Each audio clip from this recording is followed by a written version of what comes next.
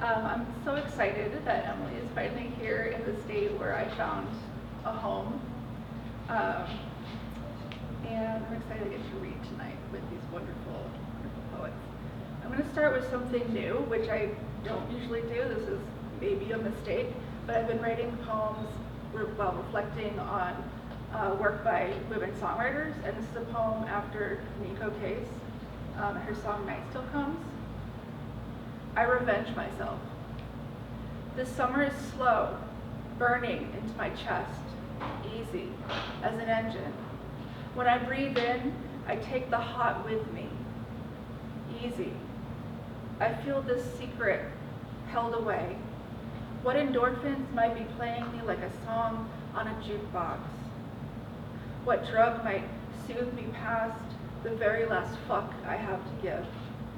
I still hear the ocean tonguing my ear, and because I'm a girl, I consider both sea and sand. But I'm drawing boundaries, so if my vomiting offends you, ask the stars for a better made woman. If my sonnets offend you, ask the stars for a better made daughter. I hope they answer. But statistics mean nothing to nature, and what's likely is not the same as what's true. Side effects may vary. In simplest terms, I am both a miracle and a joke. Hold me toward the light. Put a hammer in my soft hands. Watch me put a hole in every wall in this building, so I might let the mourning doves in, the coyotes too. Ask the stars to catch you this time. I'm trying to figure out the sin of being lonely, the sin of accepting illness as a part of the plan. Data means nothing to nature. It means nothing to my body. And what you see doesn't matter.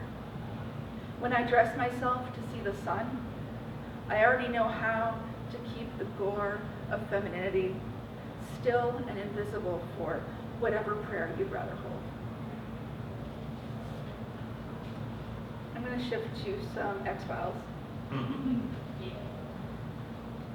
So I've been writing poems after the X-Files. So that happened. This is called Inside Us is an Earthquake and a Refuge and a Riot. I walk into the ditch as myself. There are still daisies in the grass if you look close enough. Desires. If you look close enough, Mercury is in retrograde. Actually, the retrograde is there whether you look or not. Agent Scully warns about the horrors we can imagine in moments after trauma. But in this cold town, it is impossible to quiet the voice of a man who would drown you out with charm. Remember, trauma is there whether you look or not. I know the places where I can see my breath, and I am a Sagittarius with a Leo moon. This is true no matter what you believe about the stars. I used to read my horoscope in every magazine, mark my lucky days on a calendar, but my magic did not boil over in the school gym. I never dug up a field looking for something to burn, though under the right circumstances, I can lose my mind or my temper. The stars, a well-timed pop song, a man making me roll my eyes so hard I can foresee my own afterlife.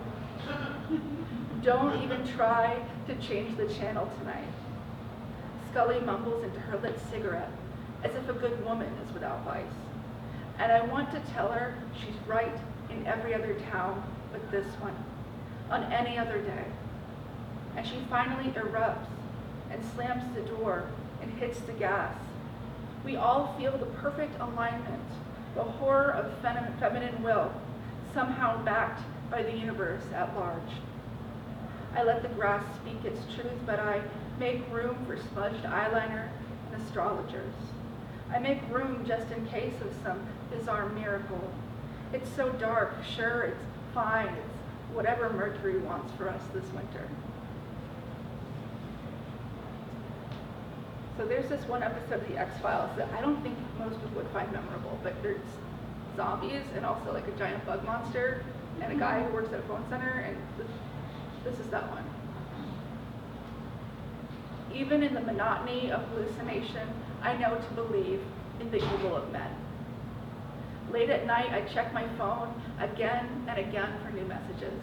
I bloody my lip and lose the glitter of myself between my teeth. I am the wrong kind of ugly.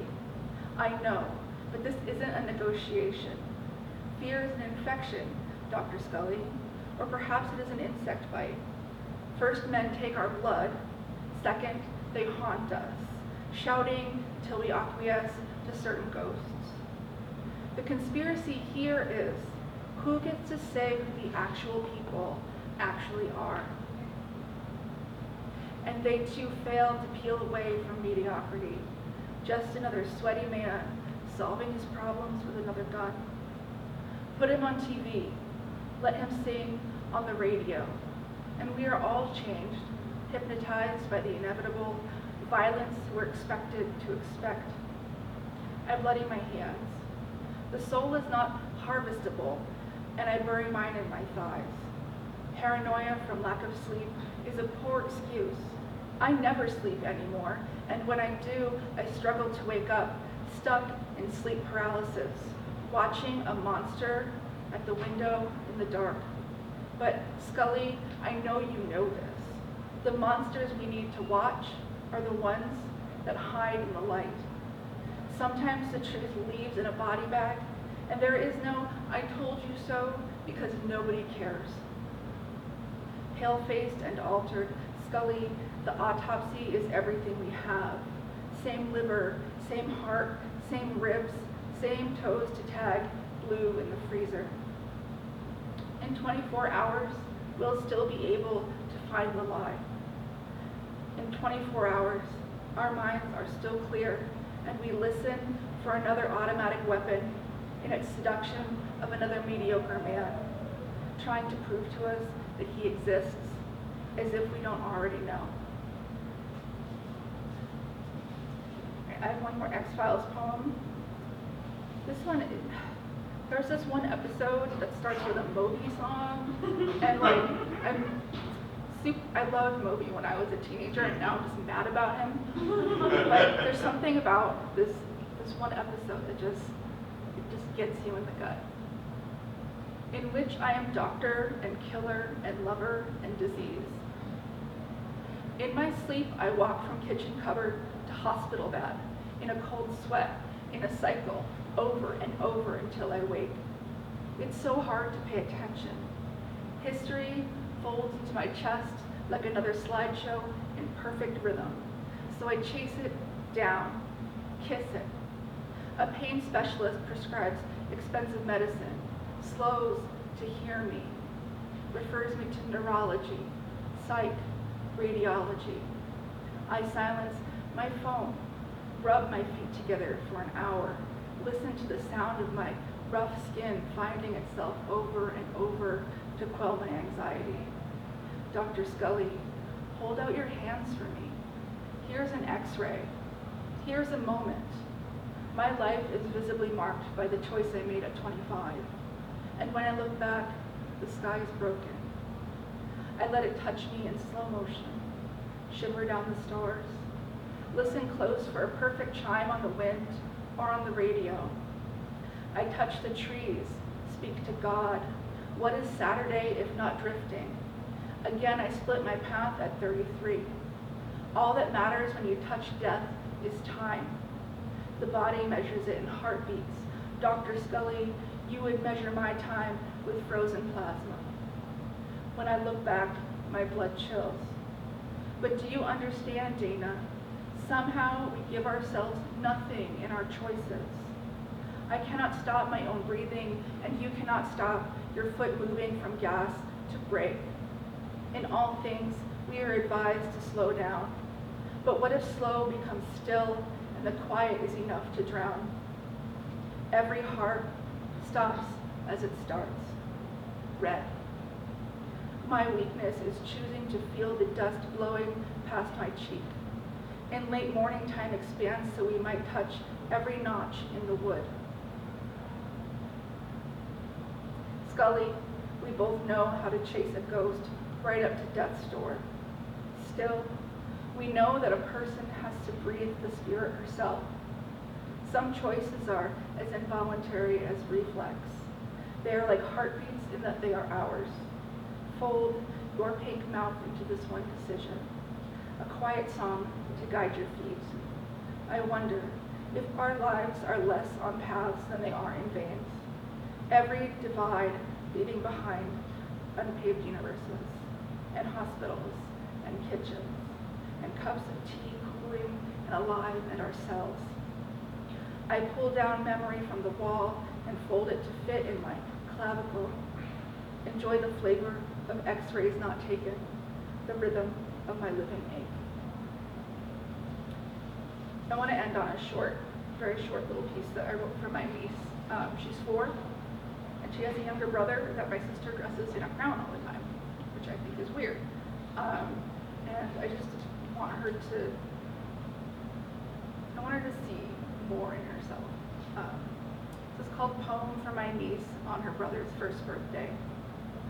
I want you to know that your femaleness is not weakness. I want you to wear your heart like a crown. This is the only crown that matters. Your words and your hands are as capable as mine, but I'd like to give you my pen and a power drill. Your femaleness is not weakness. The truth is this: girls like us need more tools than our brothers.